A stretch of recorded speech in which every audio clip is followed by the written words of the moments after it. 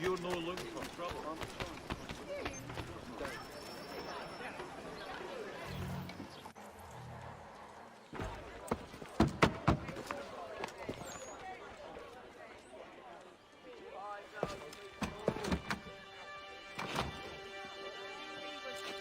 Wonderful.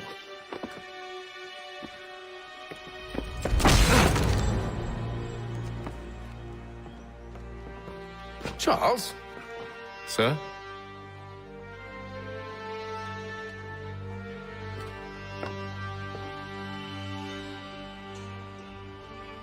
Seems like we're not the only ones looking for Mr. Church. Damn it, he could be anywhere. What do we do? You find him.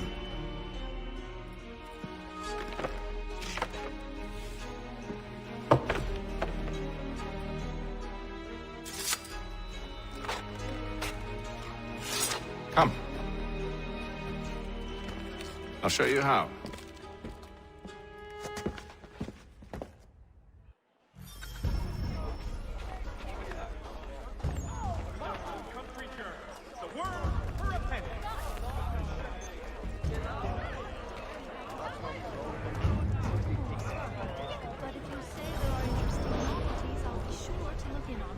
Should we write his family, do you think? Not our business to meddle, even if we've the best of intentions. But if you could have seen it, they were surely drunk, carrying on like that, and during the day, no less. Mechanical forging of all dimensions and specifications.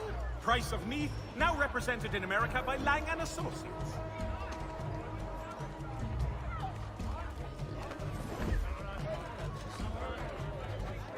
Scandalous behavior from one who aims to be a surgeon. Not likely if he keeps up such carousing. The Boston Country Journal, your favorite penny sheet. Truly a shameful display. Benjamin's parents would be mortified. Perhaps I should send someone to retrieve him before he damages his reputation beyond repair. They stumbled off to the northeast, no doubt in search of a tavern or some other place of ill repute. Start questioning those on the street. I'm headed for higher ground. News from France.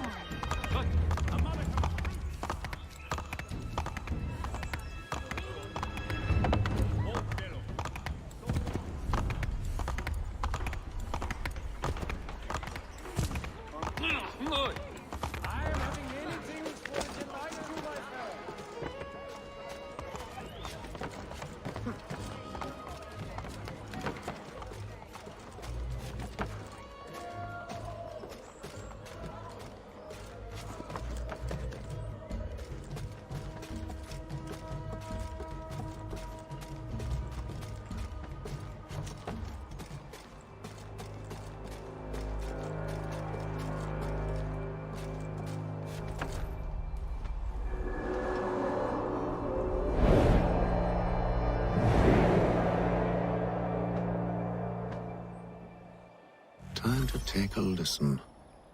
With luck, one of those people knows what became of Benjamin.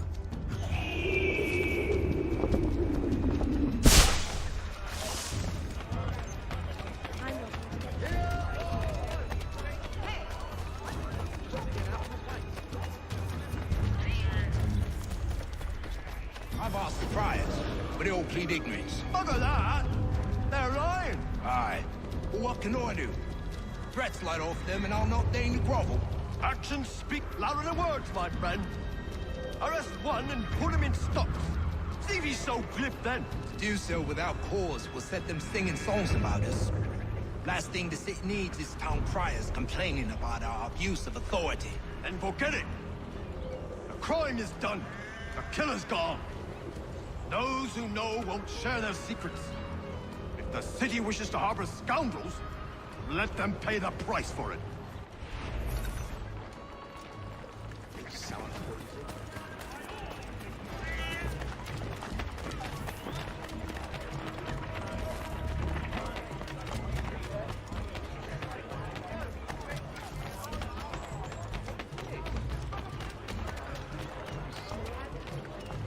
So he says to charge, but one way or another, the debt would be settled. It don't end with a man. He's grim times ahead. Well, what do you think they're planning? All I know is it can't be good.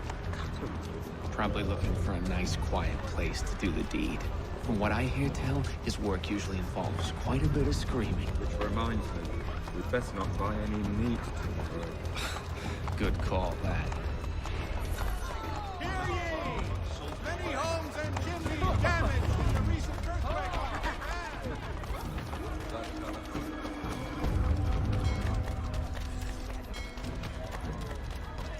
I asked if I could help, and they waved me away.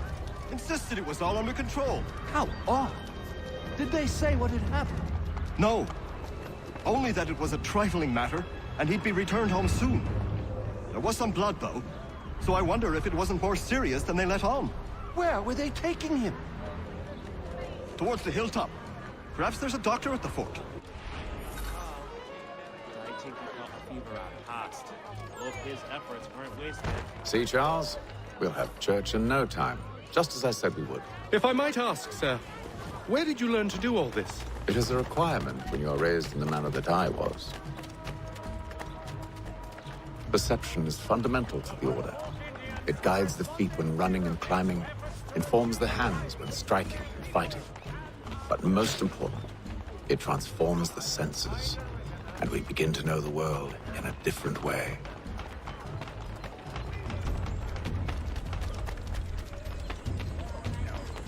Careful. The place is well guarded. We need to slip past them.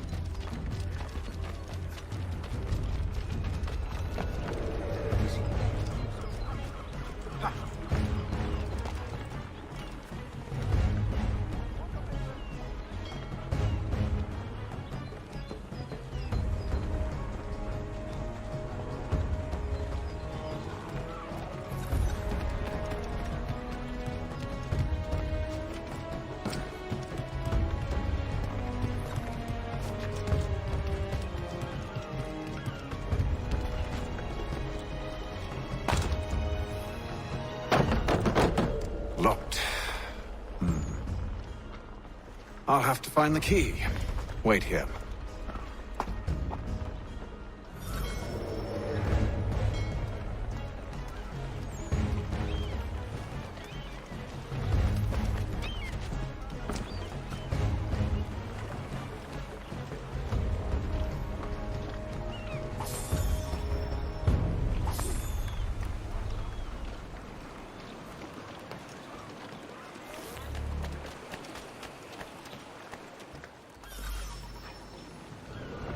Here we are, then.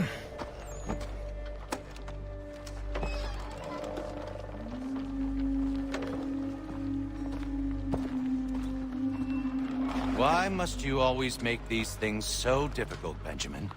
Merely provide me with recompense, and all shall be forgiven. I'll not pay for protection I don't need. Clearly, you do require protection. Else we wouldn't be here. How very gauche.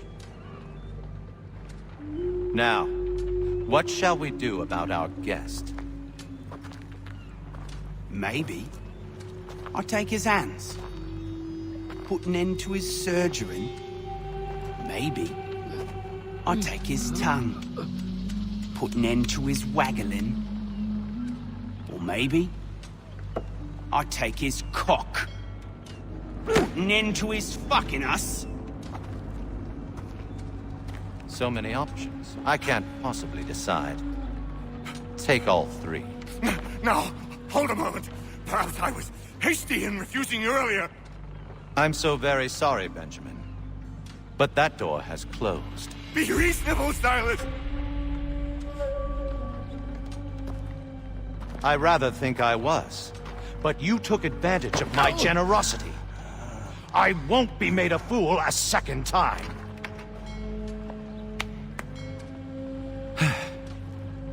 I fear I lack the constitution to bear witness to such barbarism. Come find me when you're finished, Cutter. You'll regret this, Silas, do you hear me? I'll have your head! No. I rather think you won't.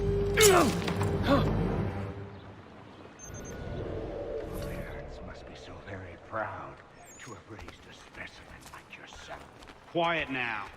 I need to concentrate on me work. Maybe you'll get lucky and pass out. Though I dare say I'll do my best to ensure that doesn't happen. Hold still a minute. I gotta decide where to start. You're a ruffian. Commoner's dirt, cutter. I'm proud of it. A little bit from here, a little bit from there. Make myself a nice keepsake, I will. You're absolutely mad. Just like all...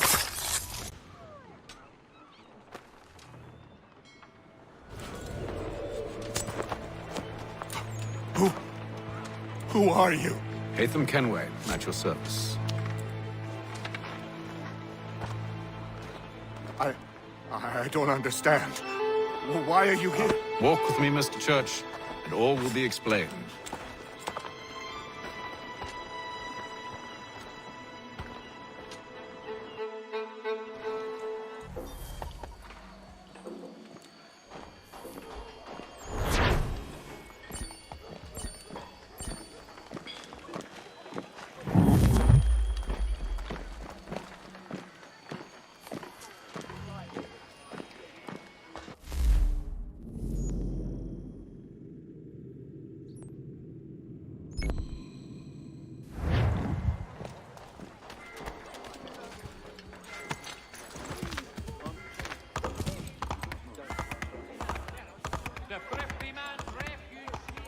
You having a bit of fun at my expense?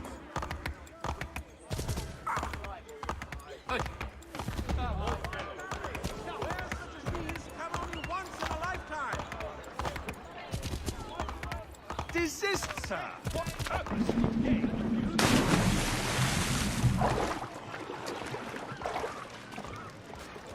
The thrifty man's refuge here. All the prices are trifling.